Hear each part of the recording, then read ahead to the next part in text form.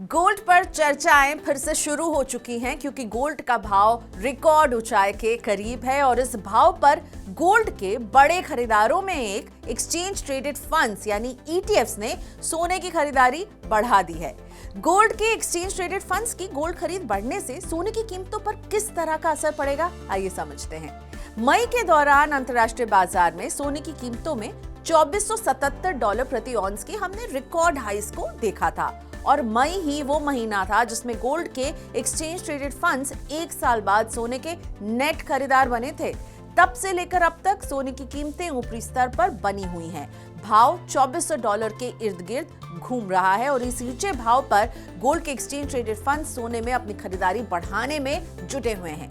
World gold council के आंकड़े बताते हैं कि जून के दौरान दुनिया भर में गोल्ड ईटीएफ्स ने अपने रिजर्व के लिए नेट 17.5 टन सोने की खरीदारी की है। लगातार दूसरा महीना है जब गोल्ड ईटीएफ सोने के नेट खरीदार बने। जून अंत में दुनिया भर के गोल्ड ईटीएफ्स की कुल गोल्ड होल्डिंग बढ़कर 3105 टन हो गई है, जो 3 महीने का ऊपरी स्तर है।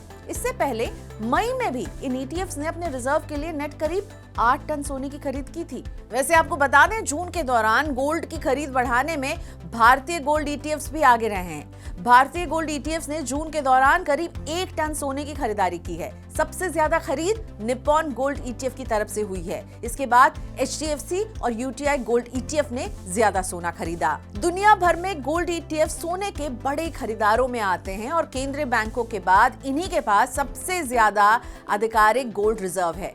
ऐसे में इनकी सोने में बढ़ती खरीद से ऐसे संकेत मिल रहे हैं कि भविष्य में कीमतों में और तेजी देखने को मिल सकती है।